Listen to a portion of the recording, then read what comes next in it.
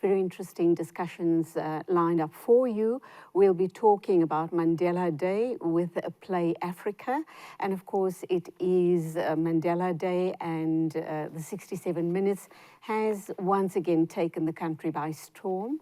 What are you doing to make a difference within your own community regarding Mandela Day? Alhamdulillah, we as Muslims are involved in multiple ways all of the time regarding giving back and also paying it forward. But here's another opportunity where we can, must and should be making a difference. And that's what we're going to be talking about with Futhi Mbongwe, who is my first guest on the show. So I'm excited to unpack that. On the second part of the show, that's shortly after 10:30, we're going to be talking to Fatima Talia.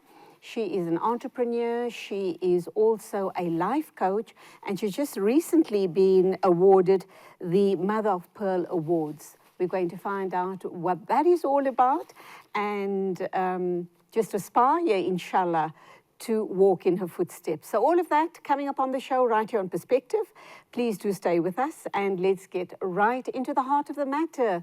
Very good morning to you, Futhi Mbongwe. Welcome to the program and happy Mandela Day and month to you. Good morning, Julie, and good morning to your viewers as well.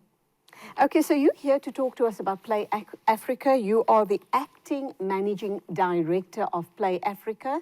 Where are you based? And let's also talk about the significance of your location.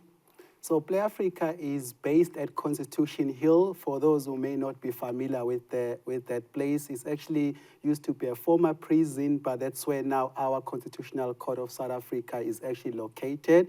And I think it's also one of the spaces where Nelson Mandela in the 1960s was also once imprisoned. So we like pretty much a few steps where Play Africa is at where Nelson Mandela was once actually imprisoned. So that's where we based. And I think the significance of all of this, if you think about what that space used to represent in the past and really also looking into the future like the Constitution. So Play Africa is focusing on working with children to really introduce like a greater interest in learning. We use, as you can tell from the name, we use play, so playful learning. Everything that we do is based on play, whether it would be something on nation building or anything on like science, technology, or engineering and maths. Our core principle is play. So I think more than anything for us, being at a space and also being Mandela Day, he really stood for principles of Ubuntu, kindness, and I think we really live that up by actually working with children in a way that we live that every day to really enlighten the children, open up some gaps that exist in the education space, but also for safe spaces to play and really interact with some innovative learning ideas. And as we're speaking, I've noticed that our producers have been flashing pictures of Play Africa and the children at play. But it's really learning through play. Isn't that what it's all about? And the great thing about this initiative, Play Africa, is that we all know that Mandela loved children. He had this deep connection and deep love for children. And here we have an organization like Play Africa, and it's based a few steps away from the prison where, one of the prisons that Mandela was held at. How did you become involved with Play Africa?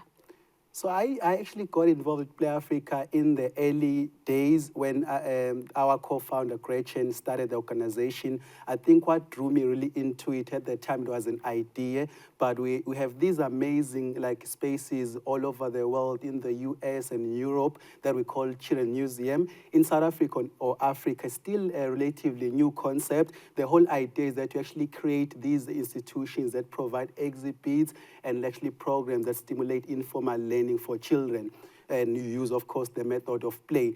And for me, I was like, this is actually amazing if children all over the world are able to actually have access to these opportunities in the early years of development, because we know that play is actually critical in those early years because children learn better and are able to communicate and interact with their peers through play because that's just their language at the time. So for me, I was fascinated by the idea, but also it's really a big thing for me, making a difference that whatever I'm involved in can actually plant a seed in actually developing children or just playing a part into the future of South Africa. So that's really what drew me to join Play Africa. When we look at Play Africa, I mean, The name suggests that it is fun, it's open to all, and it's a safe space for children to go to. But obviously, it's a very structured environment. And just by the nature of where you're located, that's at the foot of Hillbrow, where we do know there are a lot of children who are unsupervised throughout the day, throughout the month, throughout the year, because of their social and economic conditions.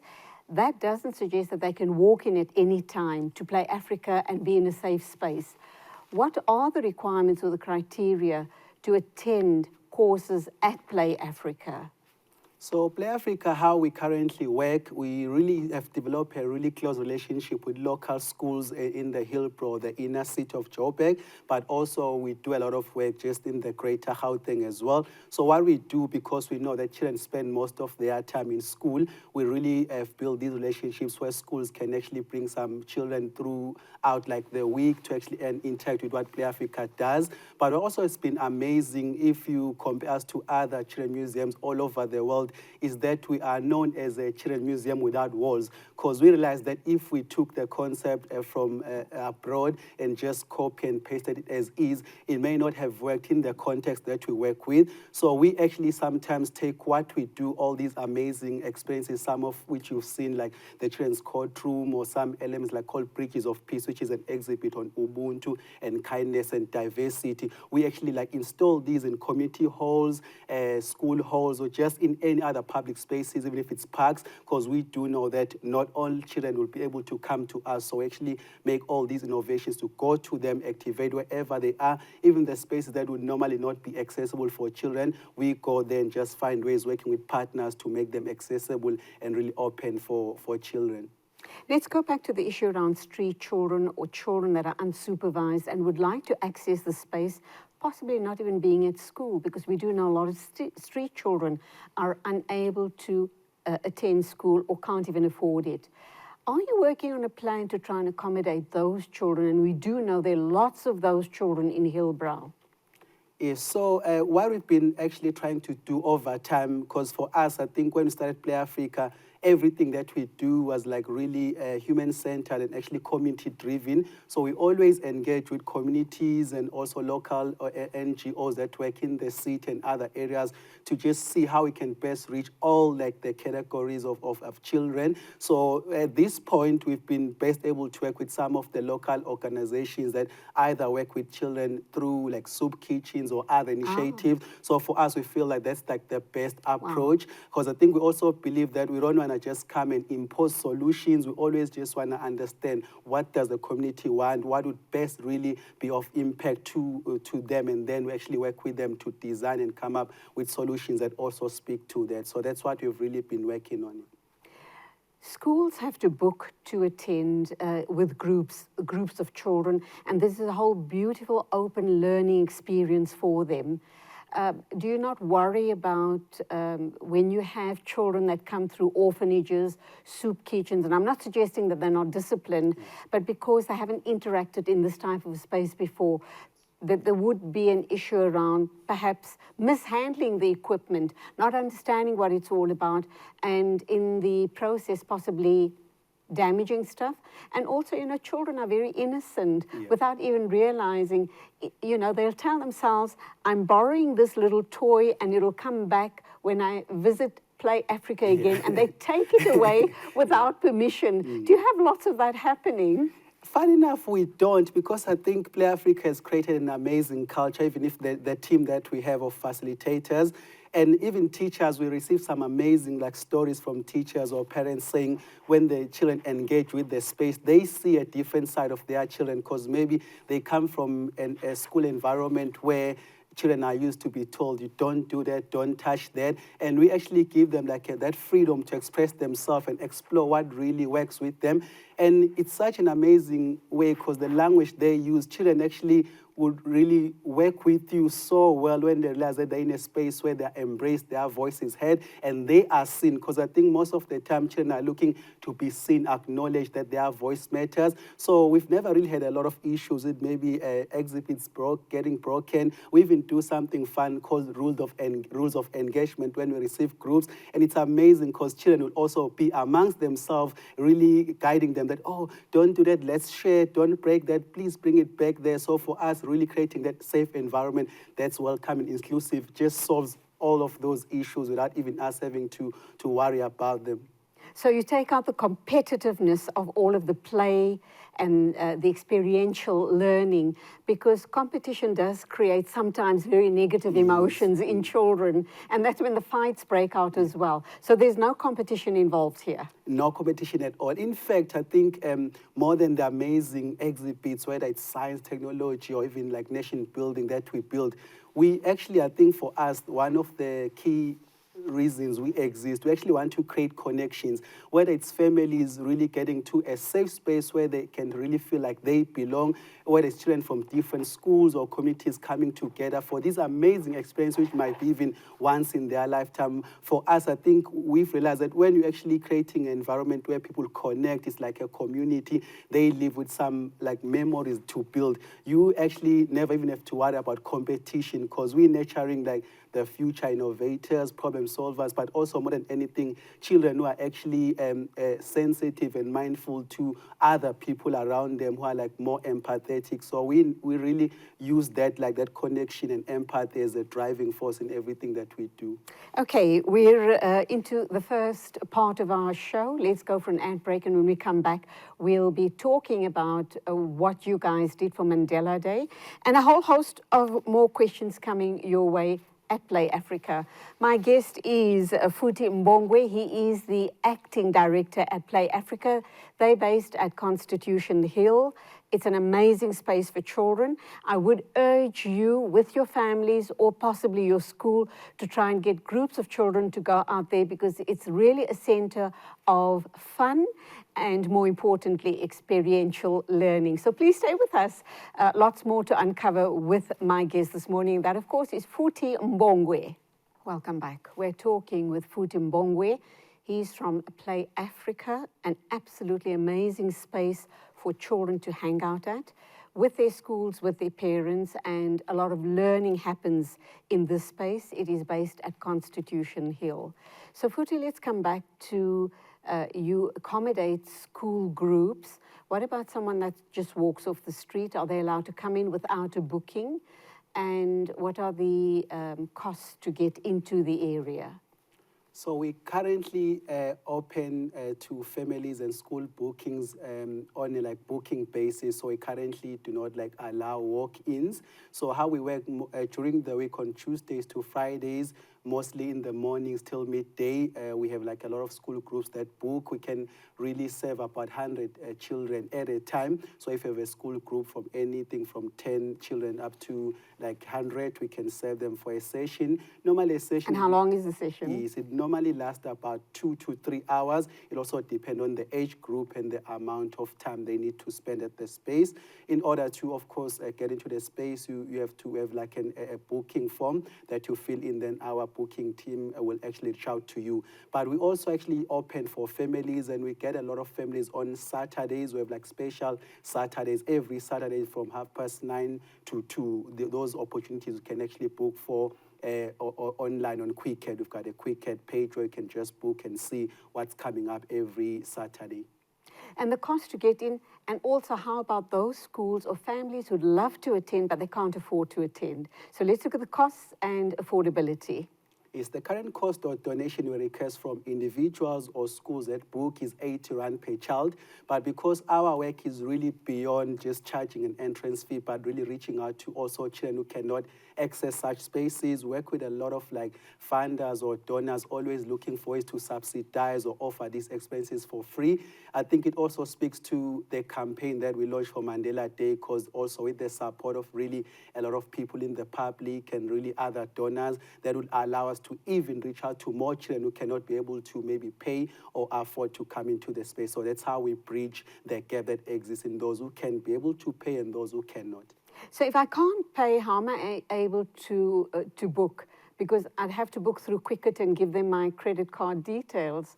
How do I circumvent that issue? Is it just a matter of phoning someone at Play Africa and say, I'd like to bring a group of people or a couple of families, but we can't afford to pay? What do you do then? Is the process in that case would be to phone our team, and then they will actually then be able to really work on a process to allow you. So we also always make sure that every week or every month we really open up some spots that really even local, like preschools or local schools in the city can come for subsidized or free experiences. So you can also just make a call and just check when Plava can best accommodate your group if you're not able to pay. So we always use that. But also what's been lovely is that at any given point, we normally have some support or a program that you're working with that's funded or subsidized. Also use those opportunities to really open up more spaces for schools or even groups of children who cannot afford to pay. Let's look at age groups, Futhi. What are the age groups, the start age and the cutoff age that you allow into the space?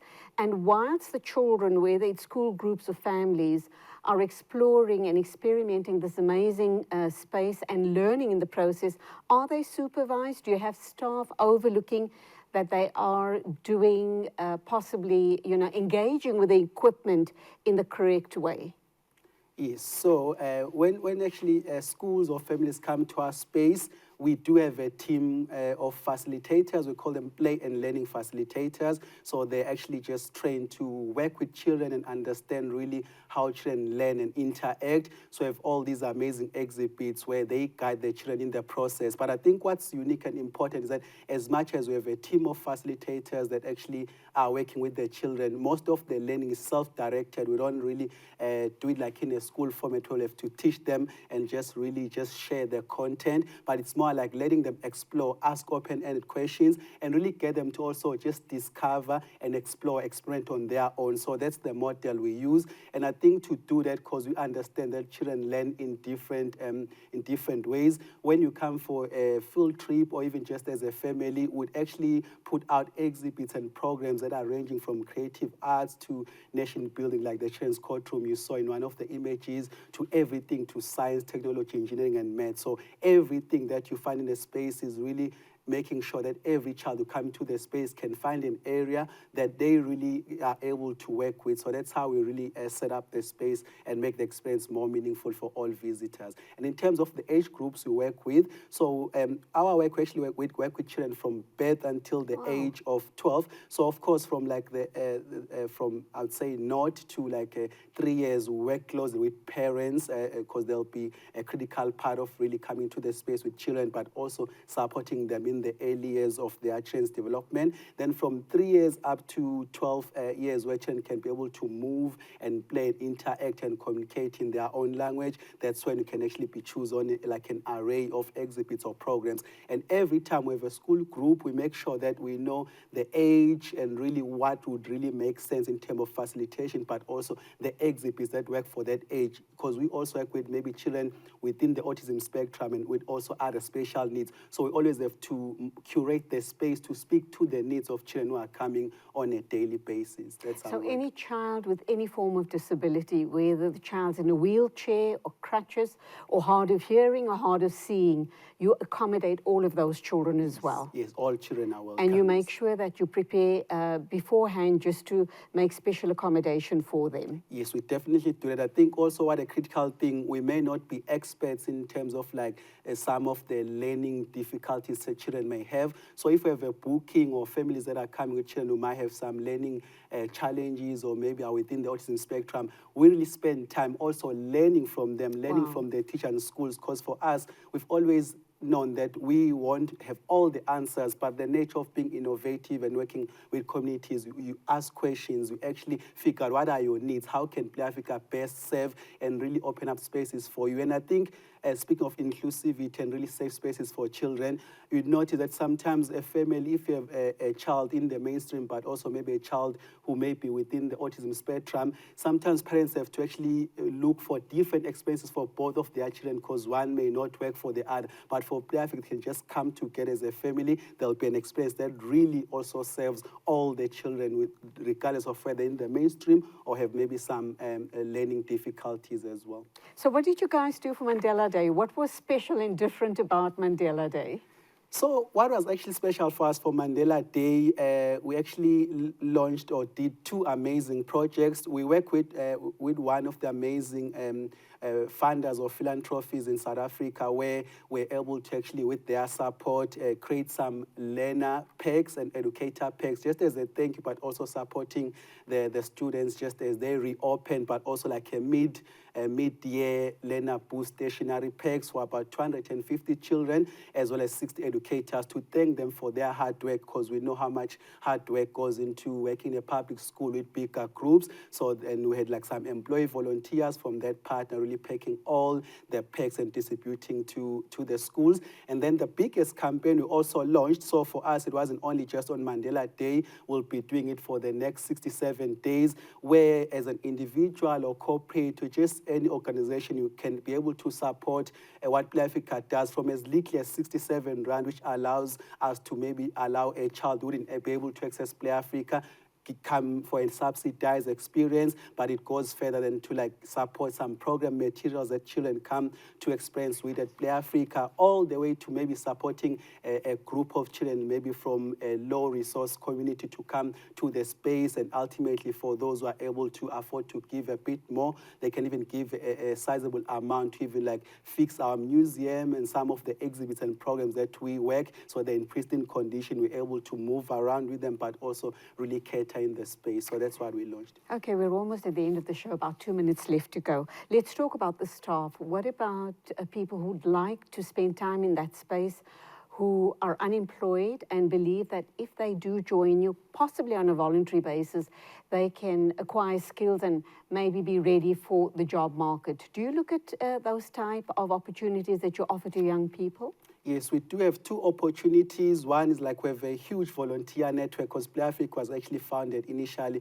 just operating on a volunteer basis. And if you want to get involved in more details, you can go to our website, playafrica.org.za, and click the link Get Involved. You'll be able to actually send your interest in becoming a volunteer. Then the team will guide you through the process. And then the second one, we've just received a group in the last 2 weeks, because we work with one of the big 4 banks who actually run an initiative. It's like a skills development initiative called First Job. So we take a youth between the ages of 18 to 34 who may have finished matric or university, but have not experienced any work environment. So we take them on a 12-month training or internship, and then they get to work with children. So we train them on the different skills, being ready for the job market, but also really working with children, how they can, by the time they leave, be able to be marketable and maybe explore other job opportunities. So we also work on that opportunity as well. So those are the two things we're trying to do to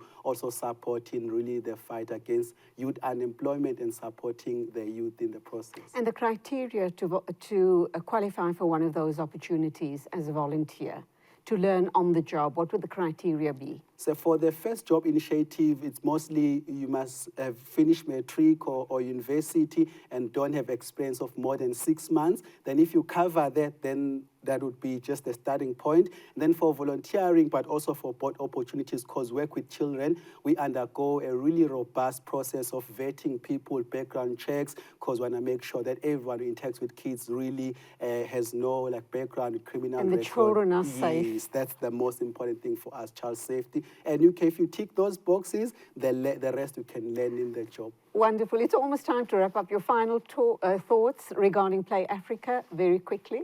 I think I really invite everyone to really check out what we do. We're really active on Facebook. It's Play Africa and also other social networks. Please see what we do and really share with friends and come and actually explore the space, because we're always willing to serve all the families that we can possibly can. I've promised a long time ago that I'd visit Play Africa, and I think it's about time I did that. It's about time. Futhi Mbongwe, thank you indeed. You are the acting managing director at Play Africa. From what feedback I've received, you guys are doing an amazing job. Keep it up. God bless and go well. Thank you so much. And there you have it, Futhi Mbongwe, the Managing Director at Play Africa. This is a space you have to explore with your children or with your schools. From what I've been told, it's a not to be missed experience for yourself as an adult and for your children as well. So we move on from Play Africa, from Mandela Day. We're going to be talking to an amazing woman. She has received a Mother of Pearl Awards, and she has had quite a journey up to now in her life. She is a warrior, and she certainly is going to inspire you and motivate you if you are having any challenges in your life. Her name is Fatima Talia, and she'll be joining us in a minute or two.